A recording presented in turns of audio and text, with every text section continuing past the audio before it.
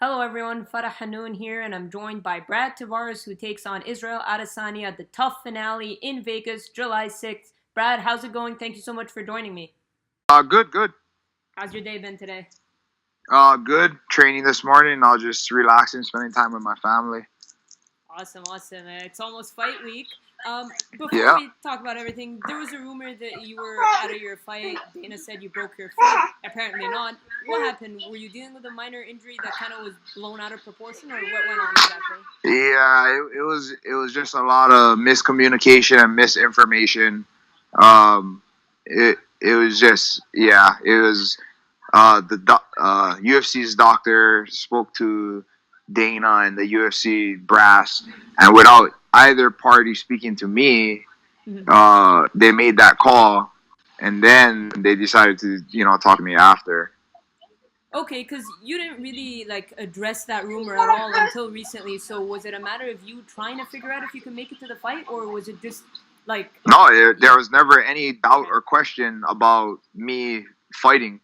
In fact, that morning I spoke to Mick Maynard, and because I guess the doctors had spoke to him, and he was the only one who called me, and like I spoke to him, and he was like, "Hey, so you still fighting?" I was like, "Yeah, there's no doubt about it.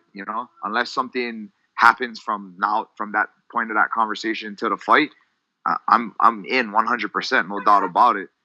And he was like, "Oh, okay, good." And then I guess the doctors after that had spoke to Dana, and then that's when it blew up. All right, so it was just kind of like a miscommunication overall. Oh yeah, big time. All right, I see. Well, I speak for many when I say that I'm glad that the fight is still on. A great matchup stylistically on paper, but I have to say I was a little surprised with the matchmaking. I mean, I see how it benefits Israel, but I thought maybe a ranked opponent would be next for you. I mean, what made you accept the fight, or what made you want the fight? Initially at first, I felt like I deserved somebody higher rank, somebody with a bigger name, somebody that's done a little bit more Yep. in the sport for the sport in the UFC particularly. But at the end of the day, I'm a fighter and I get paid to fight, and they renegotiated my contract. We were happy with it, Okay. and this is the fight that they wanted to make. So I'm gonna just go out there and put this guy away and move on to the next. So you signed a new deal. Yeah, after so my fight with Jocko was the third fight of the four fights, and it's usually after that fight, they do the Yeah. renegotiations, and we renegotiated. I got this main event slot right here in Vegas, which is where I call home now. Mhm. So it all worked out. Awesome. Well, congratulations on that. And you, Thank you. no worries. And you said you felt that Israel didn't deserve to fight you, which received a lot of negative backlash. I personally don't get the backlash because I get where you're coming from. You know, he's fairly new. Yes, he's got a lot of hype behind him and a name in combat sports, but you obviously have accomplished a lot more in your UFC career and are perhaps on the best run of your UFC career. Yeah, I mean that's how it always goes with these hype trains. I think we've seen it many a times before. And Israel is just the newest one. Yeah. Um, and so after this fight, after I beat him, uh, people would just say, "Oh, he wasn't ready. Oh, it's too fast." Like everything that we already know, they'll say. So that's where I'm coming from when I say he doesn't deserve the fight. There's people that have been in this sport a long time, who's been in the UFC a long time, grinding. You know, and my ultimate goal, is to become champion, and I want to take these fights that put me a step closer. The fight in particular that I really wanted was the Bisping fight, but Yeah. He's decided to retire now. So best wishes to him. It's a fight that I've wanted for a long time that I guess now will never happen. But it is what it is. This is the fight now. This is what I'm worried about now. Absolutely. And let's talk about the fight. Have you been impressed by Israel so far? I mean, have you watched his first two fights in the UFC? I've seen clips of his first fight in the UFC. Honestly, I just felt like they they fed him somebody stylistically to make him look good, and in my opinion, he didn't even look that great. And then when he fought a tougher opponent in his next fight, I wasn't impressed at all. He barely won. I see. And what do you make of him saying that you'll be a much easier fight than Vittori? Do you think he's underestimating you? I literally just laughed at it. I just recently did my pre-fight media, and they gave me a bunch of quotes to react to, and I couldn't do anything but laugh. I mean, he's either delusional or he just, he's one of those guys that has to talk himself into it. Like he has to tell himself something so much so that he starts to believe it. Like almost giving himself a false sense of confidence and security. Yeah, because I mean, is it almost kind of a good thing that he talks quite a bit to hype the fight up? Because you're a pretty even keel guy, so does it make it easier if your opponent's kind of doing the work, kind of getting extra eyes, and all you have to do is kind of focus on the fight? I mean, as far as if people are tuning in because of what he's saying, then hey, props to him. The more people that watch, the better. But the more people that's gonna see this hype train get derailed. So I see. And break him down for me. I mean, how would you assess his skill set? Would you feel like are some of his strengths? I honestly, I know he has a good kickboxing background, good kickboxing record.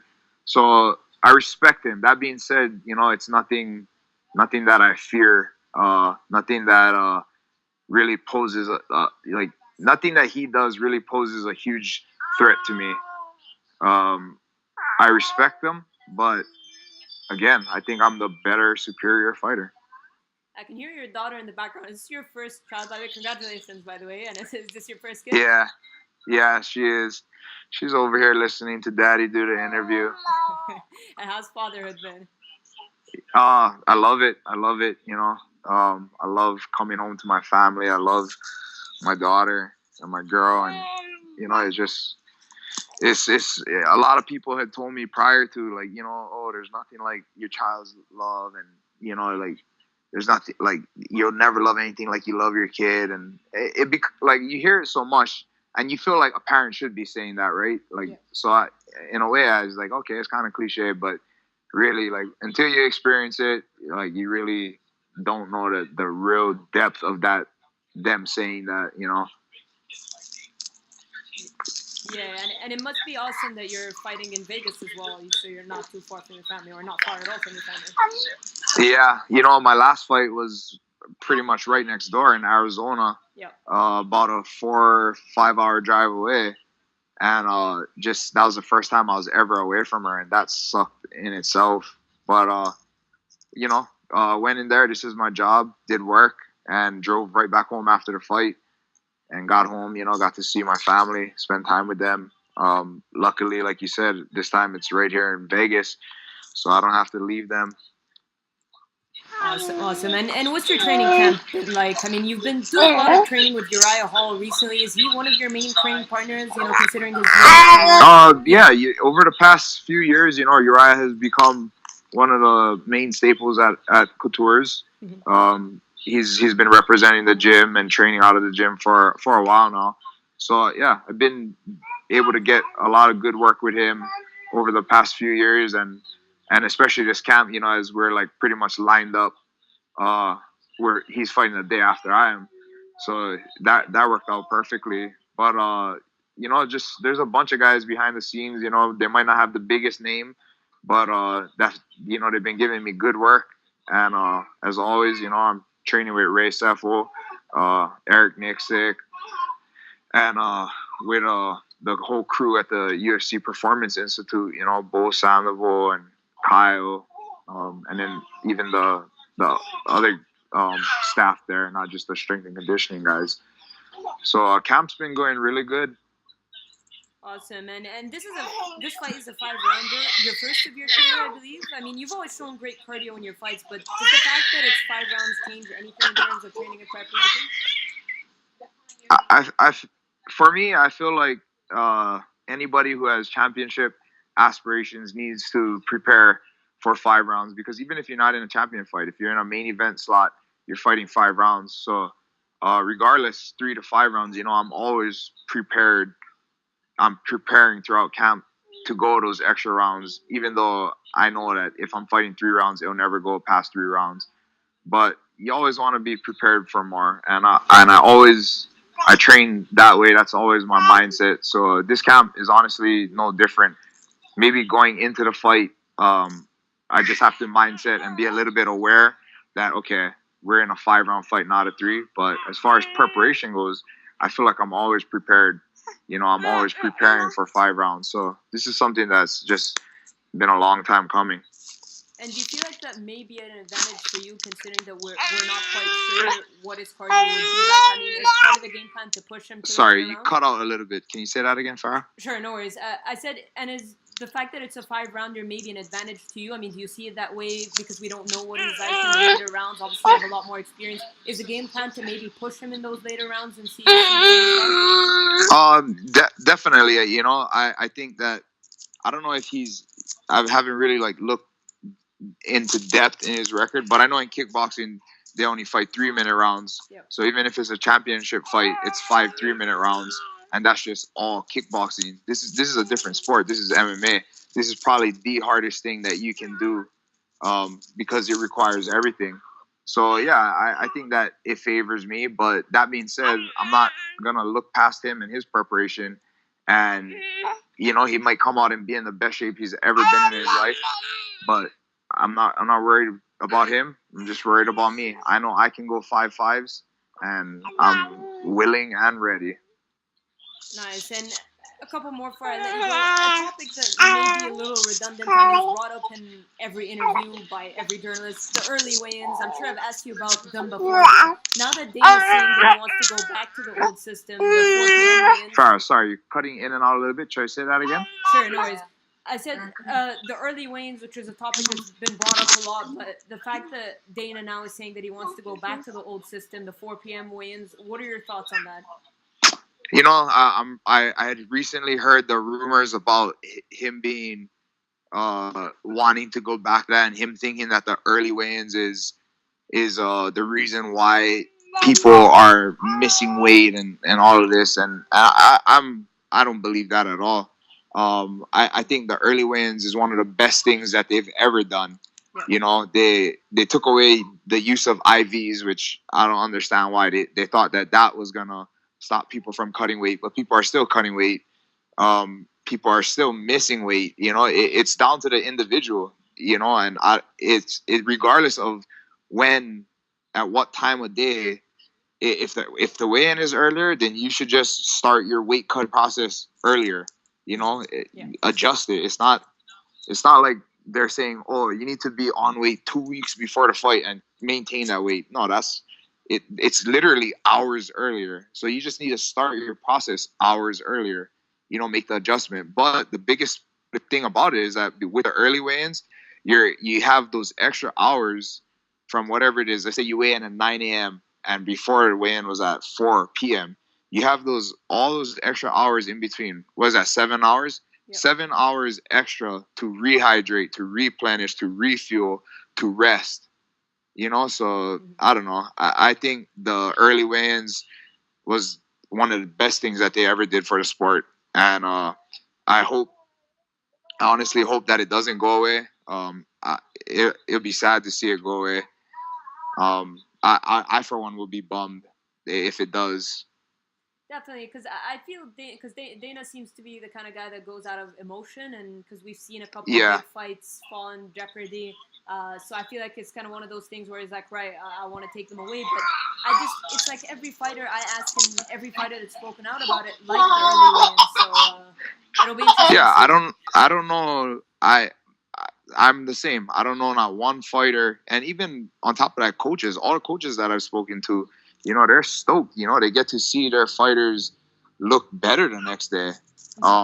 You have all this extra time to rest, rehydrate, and recover before your fight, rather than you weigh in at 4 o'clock and then you have what you have on you, but you might not be able to bring everything. You might not have everything at the weigh-in. There's been times where I'll take whatever I can with me to the weigh-in, but for instance, there's been times I think I fought in I think it was Indiana or something, and we were staying and this is probably because of traffic too, but it took us 2 hours to get to the arena for weigh-in. So you're sitting on that bus, you know, trying to like just drink your water, whatever, and recover. But you don't have like all your food. You're not really rested. 2 hours in between that. Like I love the fact that it's like, okay, you wake up, you just walk downstairs, you jump on the scale, oh, you're good, boom, go back up to your room, you can lay down for a bit, you can chill, you can start eating, you can start drinking your water, Pedialyte, whatever it is. Absolutely. I mean, it makes sense as well because you know when they kind of weigh you in and the later weigh-ins the way it used to be, and you have to do the face-off when you're all drained and emotional and stuff. I mean, I'm sure it makes for good TV for us watching, but I mean, for you guys, I can just imagine how you'd want to get about with your day. Yeah, I really hope that it doesn't go away. I hope, I don't know, I don't know if they could do something like be like, oh, okay, you have two windows, but you have to choose one at the start of the week. You know what I mean? Like, Yeah. okay, do you want to win from 9 to 11 or from 4 to 6 or whatever it may be?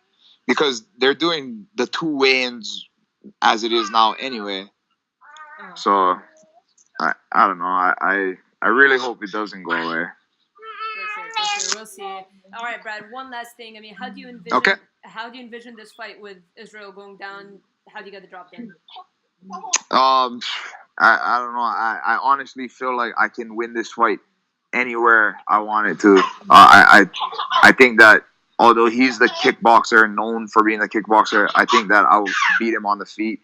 I think that I'll beat him on the ground. I'll beat him on the in between. So wherever this fight goes, and it'll go wherever I want it to go, I see myself just my hands raised, you know, and I know I'm gonna be victorious and I'm gonna beat this guy. All right, awesome, Brad. Thank you so much for your time. Always great catching up with you. It's a big weekend for the Hawaiians. You, Max, Yancey, Rachel Ostovich. As close as we'll get to UFC Hawaii, I guess. But Yeah. really looking forward to your fight, and best of luck on July 6th. All right, Farah. Thank you. Appreciate the time.